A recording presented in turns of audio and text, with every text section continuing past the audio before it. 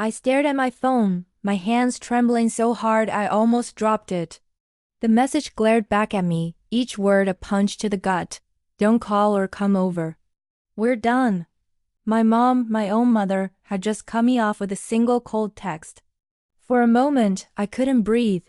I read it again, hoping I'd misunderstood, that maybe it was a joke or some kind of mistake.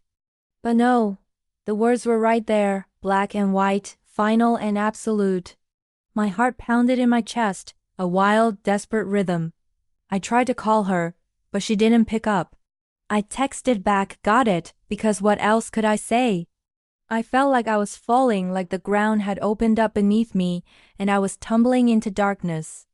1,000 memories flashed through my mind, her laughter in the kitchen, the way she used to hug me so tight I could barely breathe, the late-night talks when I thought nothing could ever come between us. Now all of that felt like a cruel joke. I kept asking myself, what did I do? What could possibly make her want to erase me from her life? The silence in my apartment was deafening, broken only by the buzz of my phone as I stared at that message over and over. I thought the worst had already happened. But what happened by midnight changed everything. Before that text, my mom was the center of my world. Growing up, it was just the two of us in our little house on Maple Lane. She worked 2 jobs to keep the lights on, but somehow she always made time for me. Every Friday night, no matter how tired she was, we'd have our movie and milkshake tradition. She'd let me pick the movie, and we'd blend up whatever ice cream we had left in the freezer, laughing as we tried to outdo each other with ridiculous toppings. Those nights felt like magic, just me, her, and the soft glow of the TV, safe from everything outside. She was my safe place, my biggest cheerleader. When I was 8 and terrified to sing in the school talent show, she sat in the front row, mouthing the words along with me, her eyes shining with pride. When I got my first heartbreak at 16, she stayed up with me all night, making hot chocolate and telling me stories about her own teenage disasters. She always knew what to say, how to make the world feel a little less heavy. Our home was filled with little traditions that made life feel special. Sunday mornings meant pancakes and music, her old Motown records spinning while we danced around the kitchen in our pajamas. On birthdays, she'd wake me up with a cupcake and a candle, singing off-key but with so much love it made me laugh every time. Even when money was tight, she found ways to make things feel abundant. She'd say, we may not have much, but we have each other, and that's everything. Trust was the foundation of our relationship. I told her everything, my dreams, my fears, even the stupid mistakes I made. She never judged, just listened and offered advice when I needed it. I thought nothing could ever break us apart. She was the one person I could always count on, the one who'd never let me down. Looking back, I realized how much I took that security for granted.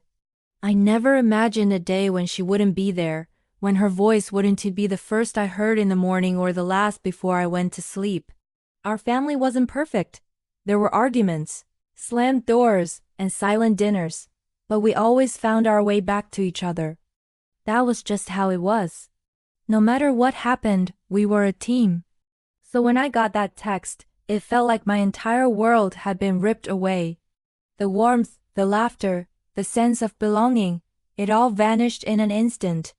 I kept replaying those memories, desperate to understand how we'd gone from inseparable to strangers.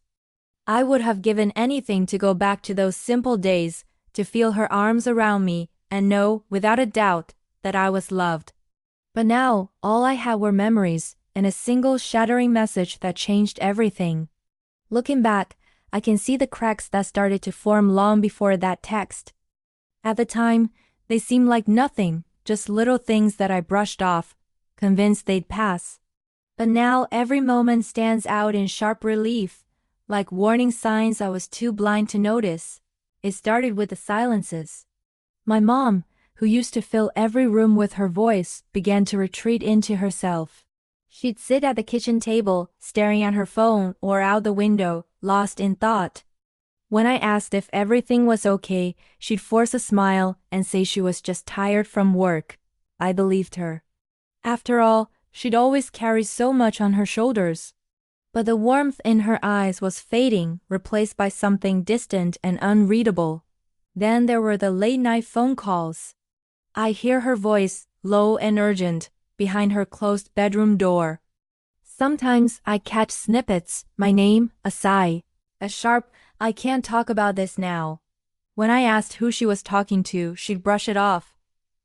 "Just work stuff, honey. Nothing for you to worry about." But her answers felt rehearsed, like she was hiding something. Our routine started to unravel. She stopped making pancakes on Sundays, claiming she needed to catch up on sleep. Movie nights became rare, and when we did sit down together, she seemed distracted, barely laughing at our favorite scenes. I tried to pull her back, suggesting we go for walks or bake cookies like we used to, but she always had an excuse. "Maybe next weekend," she'd say, but next weekend never came. Sometimes, I catch her looking at me with an expression I couldn't read, part sadness, part fear. Once, I found her in my room, going through my drawers. She jumped when I walked in, mumbling something about looking for laundry. I laughed it off, but a knot of unease settled in my stomach. Why would she be searching my things? There were cryptic comments too. She'd say things like, "You never really know someone, even family," or "Sometimes people disappoint you in ways you can't imagine." I'd laugh and tell her she was being dramatic, but her eyes would linger on me, searching for something I couldn't see. I started to feel like a stranger in my own home. The air was thick with tension, conversations clipped and careful. I told myself it was just a rough patch, that every family goes through ups and downs. I tried harder, cleaning the house, leaving her little notes, offering to help with errands, but nothing seemed to reach her. If I'd paid closer attention, maybe I would have seen what was coming. Maybe I could have stopped it before it was too late. But I was so sure that our bond was unbreakable, so certain that nothing could come between us. I had no idea how wrong I was. The day everything fell apart started out so ordinary, it's almost laughable now. I woke up late, rushed through my morning routine, and barely had time to grab a granola bar before heading out the door. My mom was already gone, her coffee mug in the sink, a lipstick stain on the rim. I remember thinking I should text her just to say good morning, but I figured I'd see her that evening. I had no idea that by the end of the day, everything would be different. It started with a phone call from my aunt, my mom's older sister. She sounded tense, her words clipped. "You need to come home. Now." I asked what was wrong, but she just repeated herself, her voice shaking. My heart pounded as I raced home, 1,000 worst-case scenarios running through my mind. Was Mom hurt? Was there an accident? I barely noticed the world outside my car window, my hands gripping the steering wheel so tightly my knuckles turned white. When I walked in, the house was eerily quiet. My aunt was sitting at the kitchen table, her face pale and drawn. My mom stood by the window, arms crossed, her back to me. The air was thick with something I couldn't name, anger, fear, maybe both. "What's going on?" I asked, my voice barely above a whisper. My mom turned around, her eyes red and swollen. She didn't look at me. Instead, she slid a stack of papers across the table. "Explain this," she said, her voice cold and flat. I picked up the papers, my hands shaking. At first, I didn't understand what I was looking at. Bank statements, emails, screenshots of text messages. My name was everywhere. According to these documents, I'd been taking money from her account, sending messages to people I didn't even know, making purchases I couldn't remember.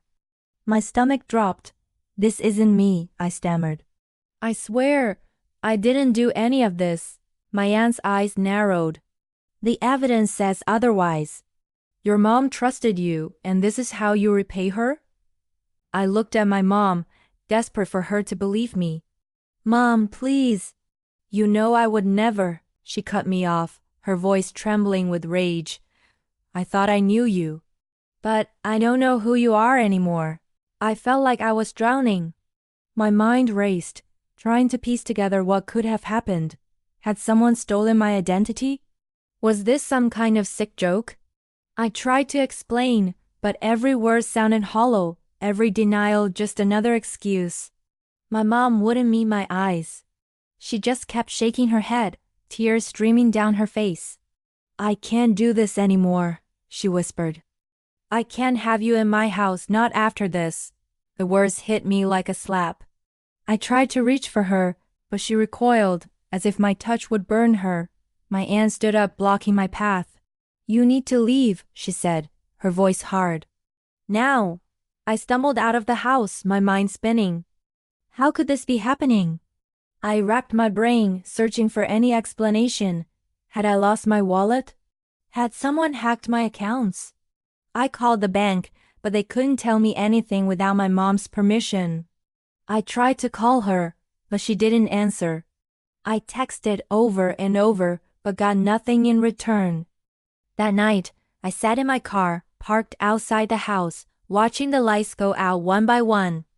I felt completely alone, cut off from the only family I'd ever known. My phone buzzed, a message from my mom. Don't call or come over.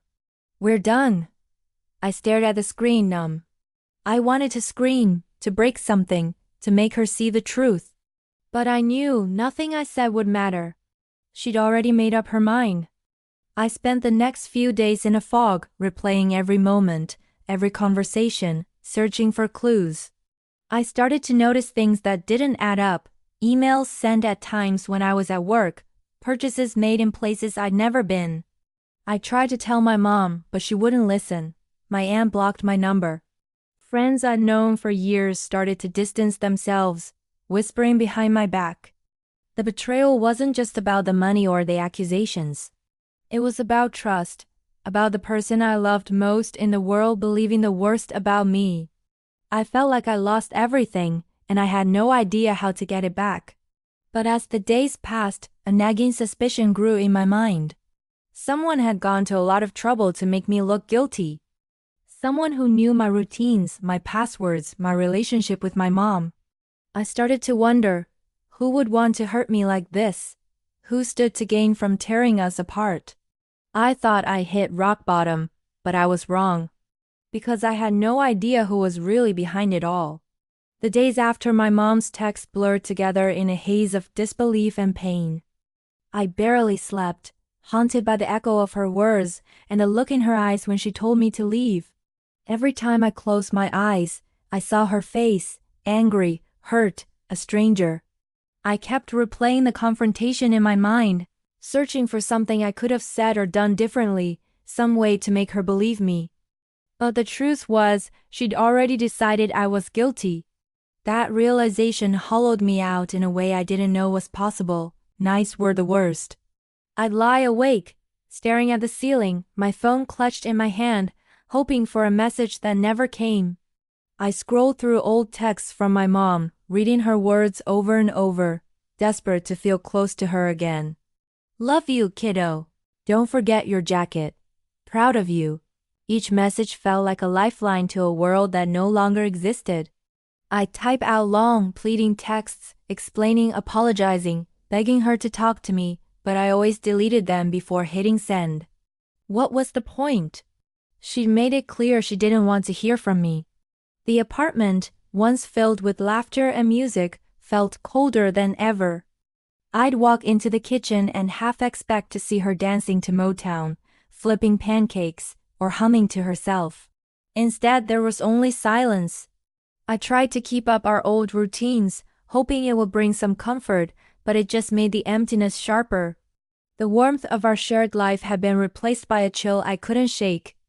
I reached out to friends, hoping for support, but even that felt tainted. Some of them had heard the rumors about the money, the supposed betrayal. A few offered awkward sympathy, but most kept their distance, unsure what to believe. I could see the doubt in their eyes, the way their voices changed when they talked to me. I'm sure it's just a misunderstanding, they say, but their words rang hollow. The isolation grew heavier with every unanswered call, every text left unread. My cousin, who used to be like a sister to me, sent a single message. I don't know what to think anymore. that hurt more than I expected. I realized how quickly trust could unravel, how easily people could turn away when things got messy. The people I thought would stand by me were suddenly silent, leaving me to face the storm alone. I tried to reach my mom again, leaving voicemails I knew she wouldn't listen to.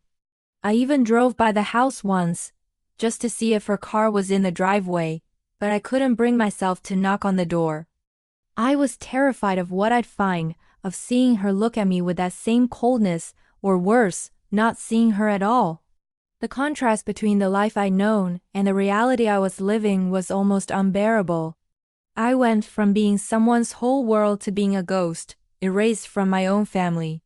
The pain was sharp and constant, a reminder of everything I lost. I kept hoping for a sign, a chance to explain, a way back to the warmth and safety I'd always taken for granted. But all I found was silence, and the growing certainty that if I didn't fight for the truth, I'd lose my mom forever. I couldn't let it end like this. The pain of losing my mom was unbearable, but the injustice of it all burned even deeper. I knew I was innocent, and the more I thought about it, the more certain I became that someone had set me up. The question was, who and why?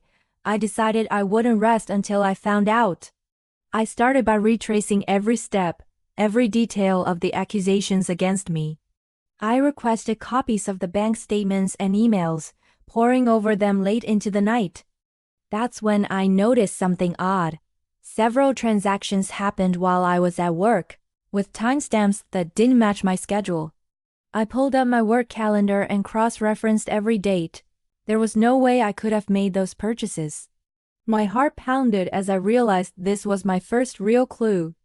Next, I checked the emails supposedly sent from my account. The writing style was off, short, abrupt, nothing like how I usually wrote. I remember my mom once asking for my email password to help me reset something months ago. Had someone else gotten access? I changed all my passwords, but the damage was already done. I started thinking about who had the opportunity and motive to do this. My mind kept circling back to my aunt. She'd always been close to my mom, but there was a tension between us I couldn't quite explain. She'd made little digs about me being spoiled or too dependent on my mom.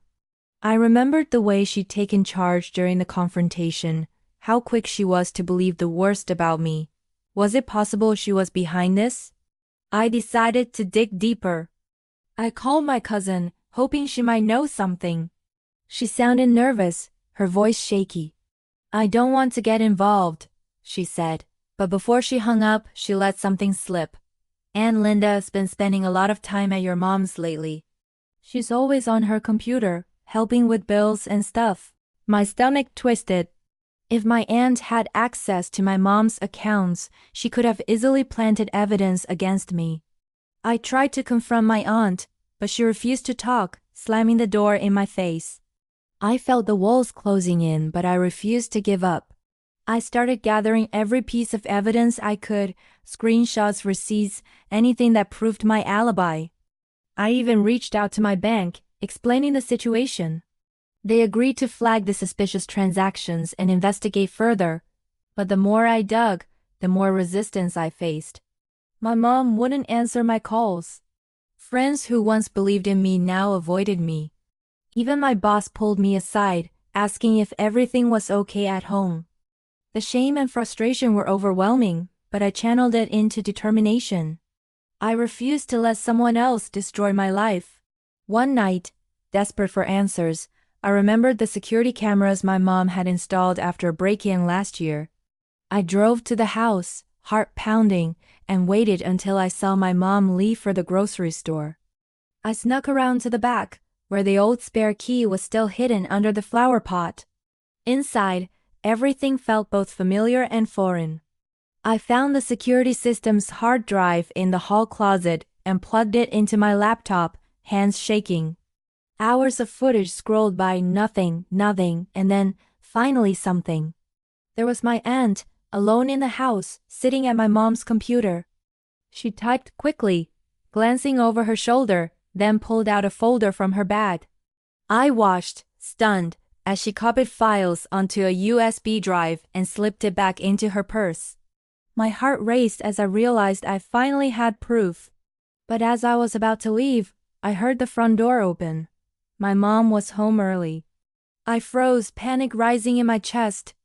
I had no idea what she would do if she found me there, or if she'd even listen to what I discovered. I clutched the hard drive to my chest, knowing this was my only chance to clear my name. But nothing could prepare me for what I discovered that night. I barely slept that night, my mind racing with everything I'd uncovered. The footage of my aunt and my mom's computer played on a loop in my head, fueling a mix of anger and dread. I knew I couldn't wait any longer. If I wanted my life back, I had to confront the truth head on, no matter how ugly it got. So, just before midnight, I sent a message to both my mom and my aunt. Meet me at the house. I have proof. This ends tonight. The minutes crawled by as I waited in the living room, the house eerily quiet except for the ticking of the old wall clock. My heart pounded so loudly I was sure they'd hear it the moment they walked in. Finally, the front door creaked open. My mom stepped inside, her face drawn and wary, followed closely by my aunt, who looked more annoyed than afraid. "What is this about?" my aunt snapped, arms crossed tightly over her chest. My mom's eyes flickered between us, uncertainty clouding her features. "I don't want any more drama tonight. If you're here to make excuses..." I cut her off, my voice steadier than I felt. "I'm not here to make excuses. I'm here to show you the truth." I set my laptop on the coffee table and pulled up the security footage, my hands trembling as I pressed play. The room was silent as the video played. We watched my aunt enter the house, sit at my mom's computer, and methodically go through files, copying them onto a USB drive. My mom's hand flew to her mouth, her eyes wide with shock. My aunt's face drained of color, but she tried to recover, her voice sharp and defensive. "This doesn't prove anything. I was just helping with bills like I always do." I shook my head, anger rising. "You weren't just helping. You were planting evidence. You used my information to make it look like I stole from Mom. Why? What did I ever do to you?" My aunt's mask slipped for a moment, bitterness flashing in her eyes. "You always got everything. Her attention, her love, her support. I was the one who helped her when things got tough, but she never saw me. It was always you. I just wanted her to see what you really are." My mom's voice trembled as she turned to her sister. "Linda, how could you? I trusted you. I trusted both of you." Tears welled in her eyes, her whole body shaking. "You made me turn against my own child." My aunt's expression hardened. "You never appreciated me." "I did what I had to do." I stepped forward, my own tears threatening to spill. "You didn't just hurt me, you broke us. You made Mom believe I was a thief, a liar.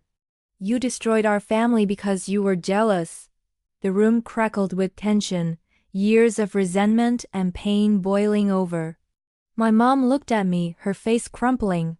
"I'm so sorry. I should have listened to you. I should have believed you." She reached for me, but I hesitated, the hurt still raw.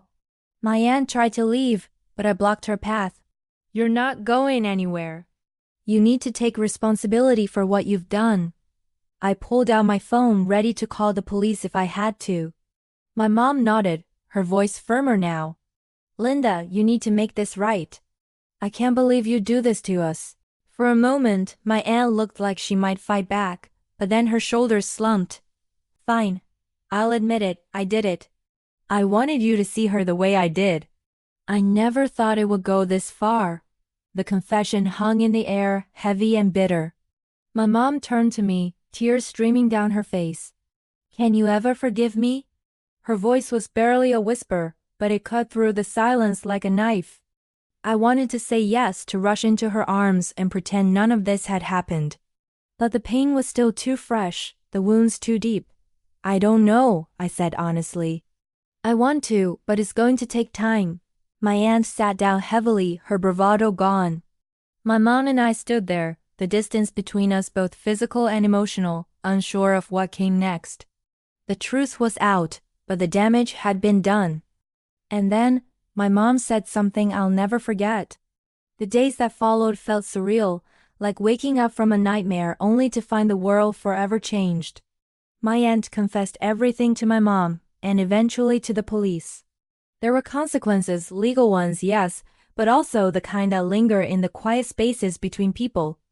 My mom pressed charges, not out of vengeance, but because she knew it was the only way to truly close the door on the lies. My aunt moved out of town soon after, leaving behind a trail of broken trust and unanswered questions.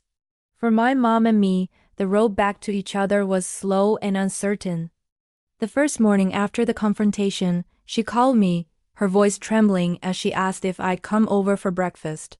I hesitated, the memory of her betrayal still raw, but I went. We sat across from each other at the kitchen table, the same place where everything had fallen apart. She reached for my hand, her eyes full of regret. "I'm so sorry," she whispered. "I let my fear blind me. I should have known you never hurt me." I wanted to forgive her right then, to let the past dissolve in the warmth of her apology. But forgiveness, I realized, isn't a single moment, it's a process. I told her I needed time, and she nodded, promising to wait as long as it took. We started small, rebuilding trust one conversation at a time. She listened more, asked questions, and never shied away from the hard topics. I could see the effort in her eyes, the way she fought to earn back my trust. The rest of the family was shaken. Some reached out to apologize for doubting me, while others kept their distance, uncomfortable with the truth. I learned who my real friends were, those who stood by me, even when it would have been easier to walk away. The experience changed me. I became more guarded, but also stronger. I realized that sometimes justice isn't about punishment. It's about reclaiming your own story, refusing to let someone else define who you are. As for my mom, she worked every day to show me she was still the person I'd loved all my life. There were new traditions, quiet walks, honest talks, and a promise to never let secrets fester between us again. The pain didn't disappear overnight, but it softened, replaced by a cautious hope. In the end, I chose forgiveness, not because what happened was okay, but because I refused to let bitterness steal any more of my life. We can't change the past, but we can decide what comes next.